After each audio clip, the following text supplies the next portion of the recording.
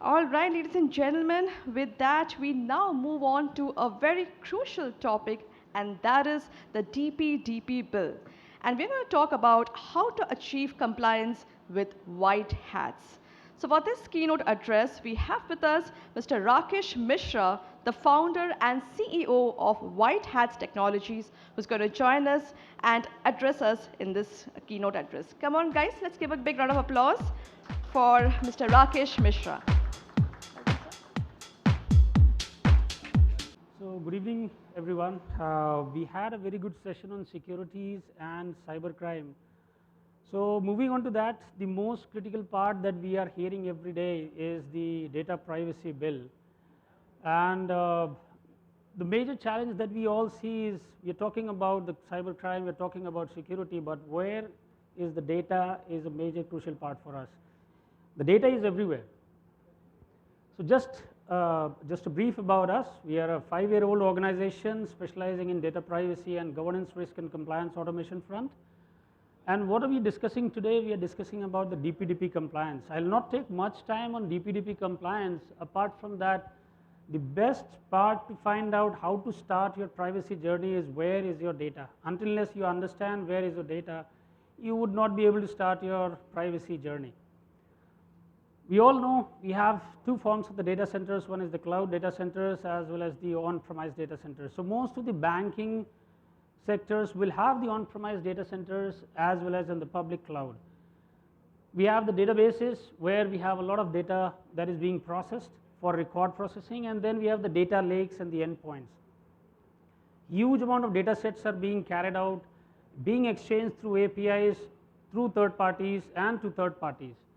Now identifying those data sets is a major challenge, and what kind of data we are processing. We are not processing just a general data, we are processing very sensitive personal data for the organizations as well as for the individual. And when we talk about the DPDP bill, the major part of the DPDP bill speaks about the principal consent. That is a major challenge. When you have a data, whether you have a consented data or not. Yesterday I was having a discussion with one of our clients, and they were mentioning that it's a banking sector. They were mentioning how is it possible for us to obtain a consent from more than 10 lakh account holders for processing their data. Now that's a major challenge for the customers, because they are all old clients, they are all old customers. Now principal consent is a major challenge part here, how to get the consented data and whether to find out whether the data has been consented for processing or not. Second is the purpose and limitation. We have to ensure that whatever data we are collecting, what is the purpose for that and for how long we are going to process the data, because the users will have the right, or the principals will have the rights to ask for not processing the data at any point of time. Third is the data minimization. We need to have the minimum amount of data that has to be processed. I cannot process everything at every point of time. As of before the DPDP bill, there was no limitation. We can process your Aadhaar number at any point of time. But now I have the full rights to ask a bank that do not process my Aadhaar number. Third is data accuracy. The principal has got the requirement that you have to rectify my records in the system. Means you need to have an accurate data into the system. It cannot be just like my name is Rakesh Mishra, you can just put in Rakesh M. It has to be complete Rakesh Mishra, which is the record has to be completely accurate in the system. And then the data subject access rights. I am the data subject for a customer. I have all the rights to ask for modification or right to erase my data. These are the major principles that has been laid down in the DPDP bill. Apart from major other things are also there, but I'll talk most of these parts here. Now how we are going to help you in that part. Our solution, we have a solution in terms of the data foresight which we have developed for our customers, keeping in mind the DPDP bill and the overall global compliance. So the first part is we have a full-fledged system where we ask the customers to provide the consent. Now when we are talking about consent, in the later slides I'll show you, there are major areas where you have to take the consent. There may be the consent may be even in the verbal form or in the recording form or even on the cookie consent, whatever mechanisms that we use. But the major part is whether we are following the principles to get the consent or not.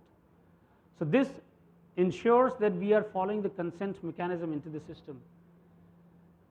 A major technology term is called the data security posture management, which we call it in the short form as a DSPM, which is a continuous privacy monitoring system where you have keep on identifying all the data sets in the system, be it across your data lakes or your systems or your endpoints, or your endpoint servers, cloud, or anywhere you have the options. You keep on continuously discovering those data, classifying those data, and see what are the risks that is associated with them, so which is called a continuous data security posture management. Then we have the remediation. Now the major part with every organization is we have found the data, now how to remediate those data. Remediation can be multiple level of remediation where you have the options to mask the data or you can encrypt the data, so that even if someone gets hold of the data, they are not able to do much danger on that data. We have seen a lot of privacy cases, privacy breach cases that is happening where our data is being used or tampered for different reasons. So if we are able to remediate those data, we are able to mask or encrypt the data, then it's very difficult for the organization or for the cyber criminals to process the data because it's already encrypted in a one-way hashing mechanism. Then obviously, yes, it's a data subject access right where we have the entire suite where you can ask for the rights to erase the data or rights to modify or accurate information of the data. Now, as you mentioned, DSPM, our DSPM solution, we have given the privilege for the customers to identify data wherever it is, be it your communication channel, be it your email, your Teams, your Slack, even your endpoints, databases, data lakes, everywhere. You discover your data, be it on any Mac or Windows or Linux or anywhere. And then you tag those data. The most important thing is the tagging of the data, because based on that, you would be able to classify what kind of data you have in your system. Once you have the data classification done, you will be able to see what is your organization risk meter. Like for example, your sensitive data is, you have a lot of sensitive data in your organization risk would be very high on that parameter. So that you can take a remediation measures whether your organization risk is very high or not. You can not only tag the data, you can also assign a risk rating based on your organizations. That's where you get the risk mitigation done, and then risk identification, we are achieving your goals there. Now, why the DSPM is very important, because when you continuously monitor and remediate data, you prevent a lot of breaches into your system. If you are continuously monitoring your data and identifying what are the key subject data rights, then you are able to prevent lots of breaches in your system. Then not only that, you ensure a compliance and mitigate risk proactively. These are the major challenges. We have heard a lot about all technology kind of things there. We have a lot of governance solutions out there, but actually when we are talking about the continuous mitigation, that is where the part comes in for the DSPM part. As we mentioned about user consent, this is very important because every consent comes with an expiry. Means user will set up whether I am giving a consent for one time or it's a 2 times or a 3 times or it's a 1 year. You need to have the consent expiry from the user, so that every time, it's just like banks keep on doing the KYC verification, you have to keep on taking the consent from the customers. And not only that consent, like for example, taken in the banking sector where you submit your Aadhaar, you submit your driving license, you submit your PAN card also. For each of these 3 data types, you will have to take a consent whether you want to process one of them or all of them for certain reasons. Like for example, you cannot, if you have taken a consent that you will be using your tax purpose or PAN card for DMAT verification or DMAT opening up an account, you will have to go for a different consent mechanism. Then you have a manual consent. Take for example, there are many users in the rural areas, they do not understand those technology well. So you'll have to go for a manual consent also. Then you have a verbal consent. Many times you take a verbal consent also, that recording needs to be there. Especially in the call centers also, you hear that where they ask that can I repeat or can I ask those questions. That's a verbal consent from your side. Then application consent we all know, and then the revoking of the consent. Once I have given the consent, I should have the mechanism to revoke that consent. And it should be very plain, simple, easy mechanism. It should not be a very technical jargon and all those things. Apart from that, definitely the cookie consent, where you are publishing the cookies to collect all your data. We all know data collection is a major part, especially with the social media. Everywhere they are collecting the data for doing the marketing purpose. Then we have got the data subject access rights. We have just listed down few here. Rights to modify.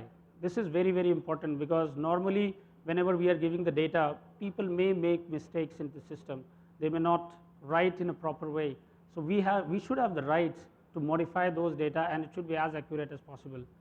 Then erasure of the data. We have heard a lot about it, that I want to erase my data from the banking system. I don't want to keep my data there. Or in case if I am out of the system, or if I am not there as part of the company, then I want my data to be deleted in the system. Now here comes a major part, because legal regulations also would ask you to retain the data for a certain period of time.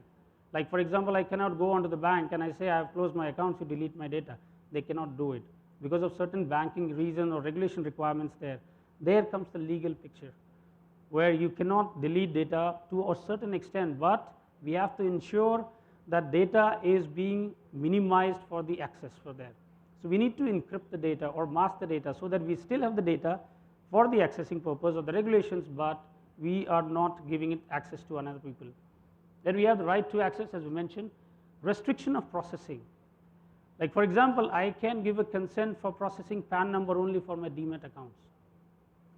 Apart from that, you cannot ask me for a permission for marketing reasons, because I have not given a permission for processing your data. I have only restriction of processing. You can only process for Demat account. Tomorrow I can again give another rights, where you call me and ask me that do I have a right to ask these questions. Then I can give a right again for the processing for a certain amount of data. Then right to data portability. That is very important. Where my data, how can I take my data? That's very, very important key feature in the system out here. And that is all for us. I have tried to make it very simple. If you have any questions, I am open for the questions. Thank you.